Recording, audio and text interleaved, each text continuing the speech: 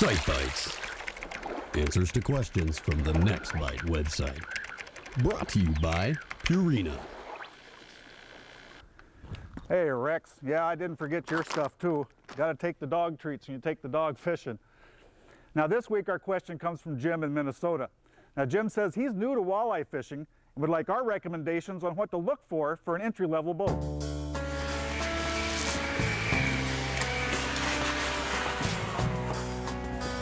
I'll tell you what, some things never change. You know, whether you're just starting to fish or you fished a long time like myself, you still got to clean your boat.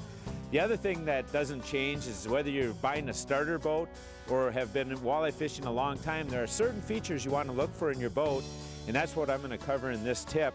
You know, even just right here up front, the first thing obviously for walleye fishing is to look for a good deep V boat.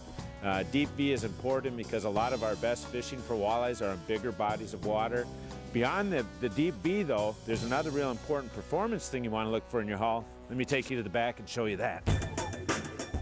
One of the most important areas to look at when you're picking out a boat is your running surface. And two important characteristics on that are, first of all, strakes. Strakes are these little flattened areas on the bottom of the boat that actually curl water down under the hull and give you a real soft ride. The other important characteristic is called a reverse chine. You can see how the hull turns out here. This will actually also curl water down, but also very importantly throw water out to the side. So that's your performance stuff. Now, features. One of the first features, since I'm back in the transom here, to look for is what's called a step-down transom. You can see how the transom is actually built with a lower part to it. That's for your kicker. Eventually you're going to want a kicker. Now, as far as the top of the boat up here, it's called the gunnel. I like a flat gunnel on here. You know, it makes it easier to step in and out of the boat. And if you want to add things on later on, like a downrigger or whatever, it makes it very easy for mounting. In these size boats, you only have a certain amount of floor space, a certain amount of real estate. Make sure you can walk comfortably around in that boat and that it's deep enough for your passengers to stay in, especially if you've got young kids. And while I'm talking about the floors, I'll just mention that a lot of people are going to these washable vinyl floors. Makes it real easy to wash out, especially that live bait that us walleye fishermen use. But also make sure that you've got enough front and back deck space that you and your partners can easily fish. Now, as far as the size of a boat, right here I've got a 17-footer. I think that's almost an ideal size. If you do happen to fish a lot of smaller lakes, you could drop down to a 16-footer.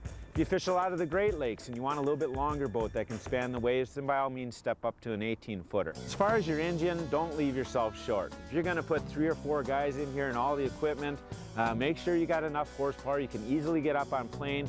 And what I would suggest is getting a big enough engine that you can travel around at least 35 to 40 miles an hour. That way your boat won't be limiting where you can fish. So a starter boat, just like my big tournament boat, has to have certain features in it.